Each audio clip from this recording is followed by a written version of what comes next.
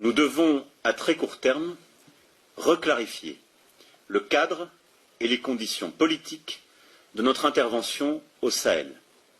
D'abord et avant tout, avec les 5 États africains, membres du G5 Sahel. J'attends d'eux qu'ils clarifient et formalisent leurs demandes à l'égard de la France et de la communauté internationale. Souhaitent-ils notre présence? Ont-ils besoin de nous? Je veux des réponses claires et assumées sur ces questions. Je ne peux ni ne veux avoir des soldats français sur quelque sol du Sahel que ce soit, alors même que l'ambiguïté persiste à l'égard de mouvements anti-français, parfois portés par des responsables politiques. La République française Macron, qui lui a fait savoir, et hier il a dit explicitement, après le sommet de l'OTAN, qu'il faut que les voix qui suscitent, portent, divulguent ce qu'il appelle le sentiment anti-français dans les pays francophones d'Afrique, se taisent. Le président français demande à nos chefs d'État africains francophones de fermer nos bouches. Parce que, selon lui, nous cultivons un sentiment anti-français. Mais vous savez très bien que c'est faux. Monsieur le Président Macron, il n'y a pas de sentiment anti-français ici. Ce que vous appelez sentiment anti-français, d'ailleurs, comment vous allez présenter ça? Je suis en train de parler en français, là. J'ai rien contre le français en tant que langue. Je parle pas en sénoufou, ou en djoula, ou en serer, ou en wolof, ou je ne sais quoi, soninké, bambara, ou quoi d'autre. Je parle en français. Je n'ai rien contre le français. J'écris, je m'exprime, je travaille en français. Je n'ai rien contre les Français. Nous n'avons ici, en Afrique francophone, rien contre les Français. Ils sont nombreux, ils ont des entreprises, ils créent des emplois pour nous, ils payent des impôts. Nous sommes nombreux à travailler avec eux, à travailler pour eux. Ils travaillent souvent pour nous. Nous sommes des amis, nous nous marions, nous vivons ensemble, ici comme en France, sans aucune animosité. Donc, c'est pas un sentiment contre les Français ou contre le Français. Ce que vous appelez sentiment anti-français en réalité, c'est un ras-le-bol, c'est une révolte, c'est un refus de la mainmise de l'État français sur nos autorités et par ricochet sur nos économies, sur nos peuples. C'est ce que nous refusons.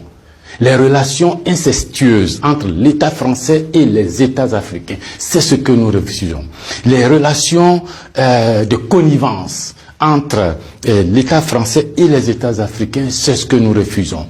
Parce que simplement ces relations étouffent la démocratie. Ces relations étouffent le respect des droits de l'homme. Ces relations étouffent la possibilité que nous devons avoir de demander des comptes à nos dirigeants. Ces relations étouffent l'expression plurielle chez nous. Il n'y a que ce que le président dit parce qu'il est d'accord avec Paris, donc c'est ce que lui dit qui est bon. Monsieur le Président, c'est ce qui nous révolte. On a le sentiment que vous êtes complice de nos chefs d'État pour nous brimer. On a le sentiment que les droits de l'homme que vous faites respecter en France, les libertés individuelles que vous faites respecter en France, la Déclaration universelle des droits en France, déclaré là-bas par vos ancêtres, Monsieur le Président, on a l'impression que vous considérez que nous, en Afrique, on n'a pas droit à cela. Nous, en Afrique, on n'est pas digne de cela. Nous, en Afrique, on n'est pas suffisamment humain pour avoir les droits humains. C'est ce qui révolte cette jeunesse-là. La conséquence, vous voyez chaque jour de nombreux jeunes essayant d'aller là où les droits sont respectés, là où les libertés sont respectées, là où on a le sentiment qu'ils sont des hommes. C'est ce qu'il faut changer, Monsieur le Président. C'est ce qu'il faut changer. Vous pouvez parler 1000 fois à nos chefs d'État, vous pouvez leur donner des instructions 1000 fois, mais ça ne changera rien dans la tête des populations africaines ici, dans l'esprit des populations africaines ici. L'idée est que nous voulons redevenir des hommes libres.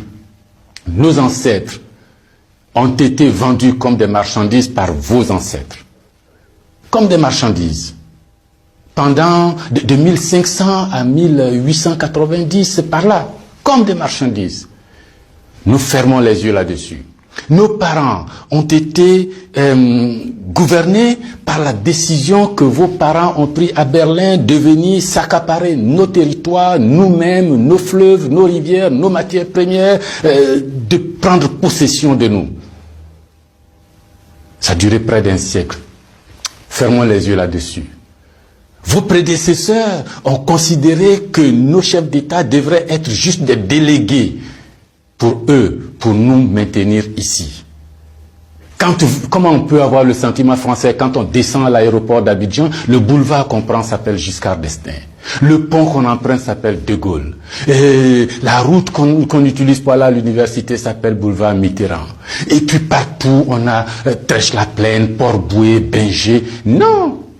Ce que la nouvelle génération veut, ce que nous voulons, c'est l'autodétermination. Que nos chefs d'État nous rendent compte ici, qu'ils ne soient pas obligés d'aller vous rendre compte pour se donner une certaine légitimité, comme Macron est d'accord avec moi, comme Chirac est d'accord avec moi, comme le chef d'État français est d'accord avec moi. Donc ici, vous allez faire ce que je dis, parce que sinon vous allez avoir des problèmes. Monsieur le Président, tant que ça durera comme ça, les gens ici auront le sentiment que l'État français est complice de leur brimade, de leur pauvreté, de leur chômage.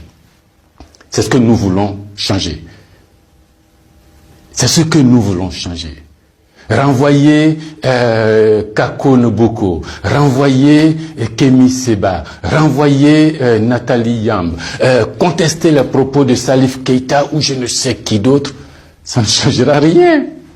C'est dans la tête de chacun. Chacun de nous, les gens, ces idées-là ont imbibé notre esprit maintenant. Le désir de liberté, vous devez connaître ça. Vos ancêtres se sont battus pour avoir cette liberté. On fait plusieurs guerres pour jouir de cette liberté. Ce que nous voulons, c'est ça. Liberté de commerce, liberté de nous organiser, nous autodéterminer, faire ce qui est bon pour nous, sans nuire à vos intérêts. Mais ça ne vous dit pas de venir nous imposer vos intérêts. Si vous pensez, chers auditeurs, que ce message vaut la peine d'être diffusé et que nous soyons nombreux à nous l'approprier, sans animosité, sans bestialité, mais avec fermeté et conviction, il faut liker, il faut partager. Parce que c'est l'Afrique de demain qui se joue là. Nous ne voulons plus être des marchandises, nous ne voulons plus être sous la tutelle de quelqu'un, nous voulons redevenir des hommes libres. Merci.